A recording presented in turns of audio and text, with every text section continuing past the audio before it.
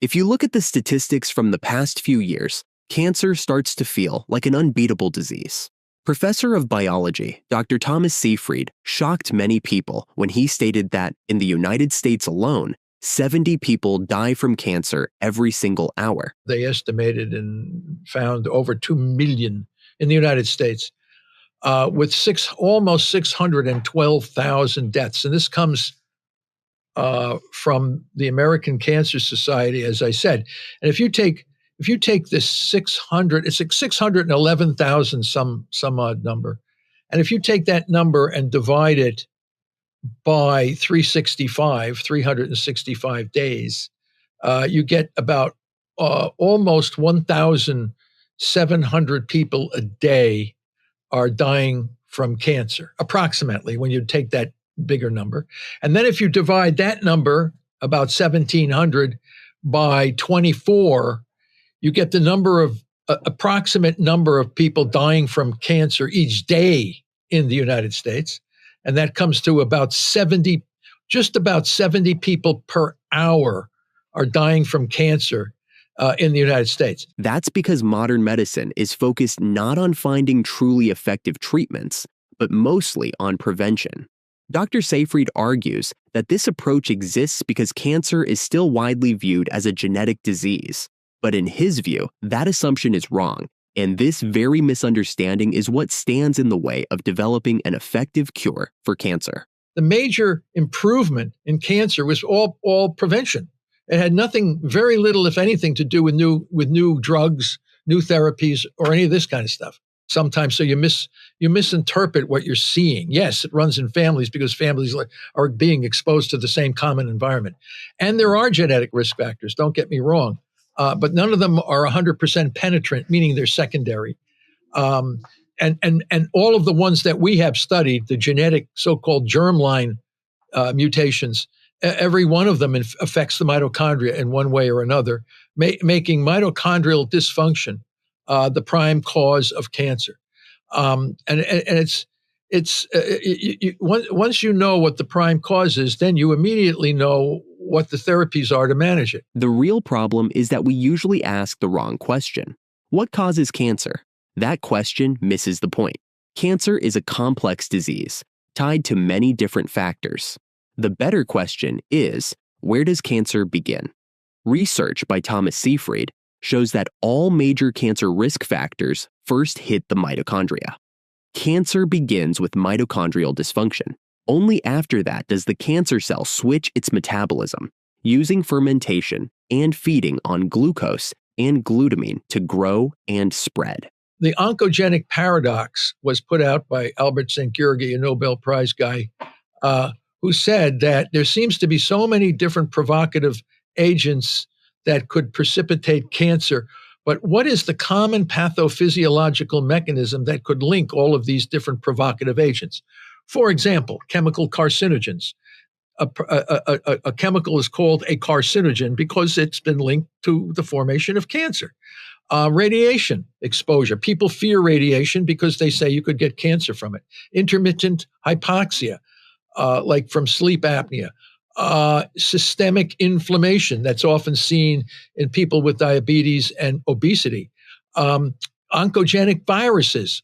There are papillomaviruses, hepatitis C viruses, a variety of viruses that are linked to the formation of cancer, of being older, genetic germline risk factors. So what was stumbling to the field, even to Sid Mukherjee, who wrote The Emperor of All Maladies, which is a New York Times bestseller, a Pulitzer Prize book.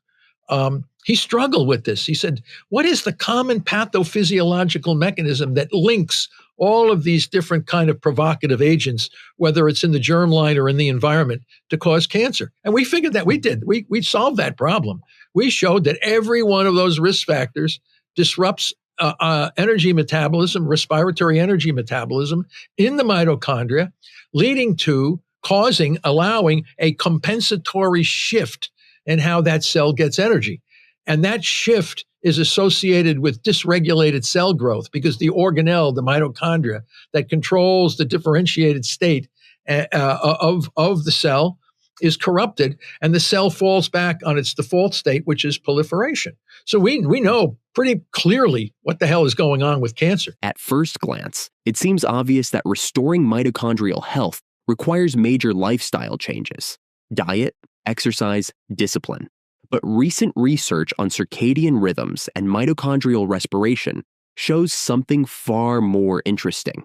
Mitochondria do not work the same way at every hour of the day.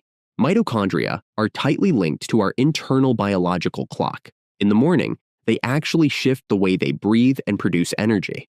According to researchers, this window can be used strategically to strengthen or even restore mitochondrial health. In simple terms, a few small morning habits can have a powerful effect on your mitochondria and may help prevent the development of cancer cells. One of those habits is cold exposure, specifically a cold shower. Cold is one of the strongest metabolic signals known in biology. Short-term cold exposure activates PGC1 alpha, the master regulator of mitochondrial biogenesis. Put simply, the body receives a signal of energy shortage and responds by upgrading existing mitochondria and producing new ones. Animal studies also show that brief cold stimulation increases mitochondrial density and, most importantly, improves mitochondrial insulin sensitivity. From the perspective of Dr. Thomas Seyfried, cancer cells handle energy stress very poorly, especially when glucose is limited. A cold shower in the morning creates this stress before your first meal, when insulin levels are at their lowest. On top of that, in the morning, your body is already in a mild ketogenic state after the overnight fast. Cold exposure amplifies this effect dramatically. But once you realize what the tumor cell needs to survive, and clearly we have interrogated these tumor cells to know exactly what they can and cannot use, it becomes clear how to manage them. You just pull the plug.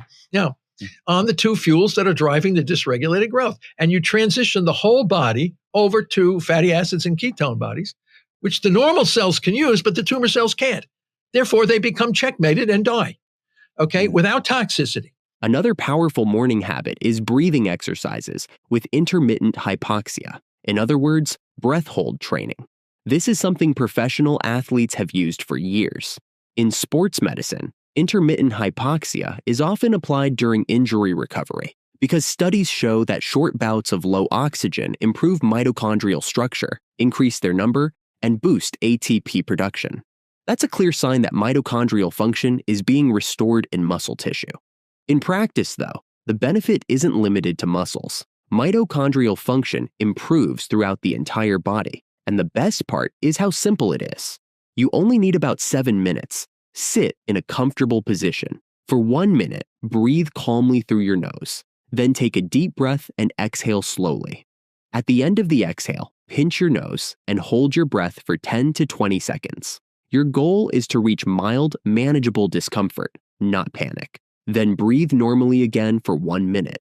Repeat this cycle about 8 times. It takes very little time and is much easier than cardio or a full morning workout, yet far more effective when it comes to mitochondrial health. And healthy mitochondria create an internal environment where cancer cells struggle to survive and grow. Cancer is very, very rare in normal mitochondria. We haven't found any tumor yet that has normal mitochondria. So one way to prevent cancer is keep your mitochondria healthy. We also can't ignore the growth drivers of cancer cells. Dr. Seyfried is convinced that the main fuels for cancer are glucose and glutamine. Without access to these two substances, cancer cells simply can't survive. They die off on their own. That's why Seyfried sees therapeutic ketosis as a powerful weapon against the disease. The problem is that reaching this state usually requires fasting, and for the average American, prolonged fasting is extremely difficult, both physically and psychologically. Now, it's very hard to go cold turkey on this whole thing. So when I say that means, I'm going to eat a big meal today, and I think I'm not going to eat any food for the next 3 or 4 days, just drink water. Your body is going to have a tremendous reaction against this, because our brains are glucose addicted. It's like cocaine, nicotine. It has a powerful addictive effect on our behavior. You can do 24 hours. You start drifting into 48 hours and you start getting cranky and upset. And then the third day, you're miserable. You're saying, well, I don't want to do this. Okay.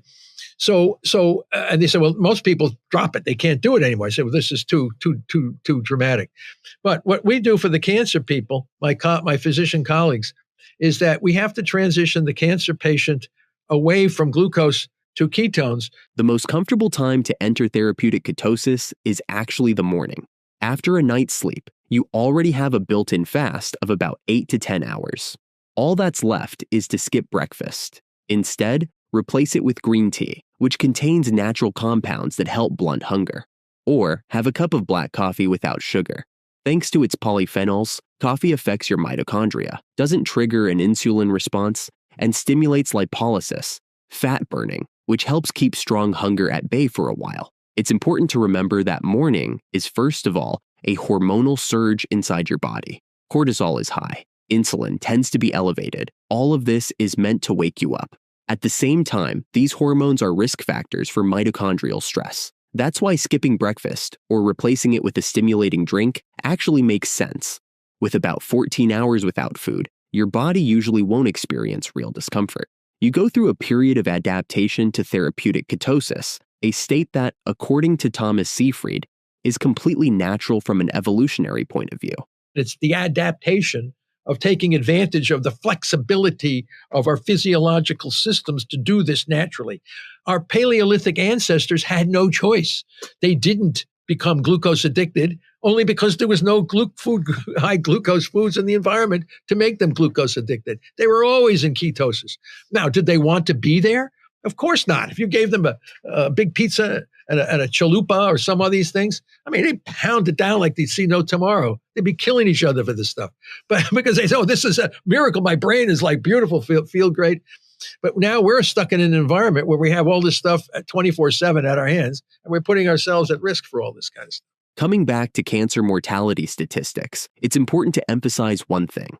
The way cancer is demonized today mostly comes from a lack of understanding of the key mechanisms behind its development.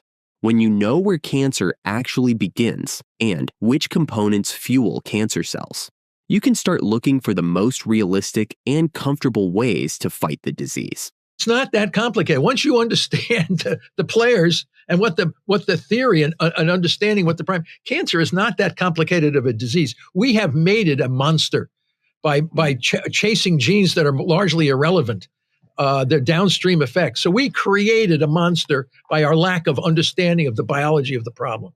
The morning habits we talked about today can't really be compared to proven drug-based treatments. But that doesn't mean they're useless. On the contrary, they can help prevent the disease or support the fight against it without extreme effort.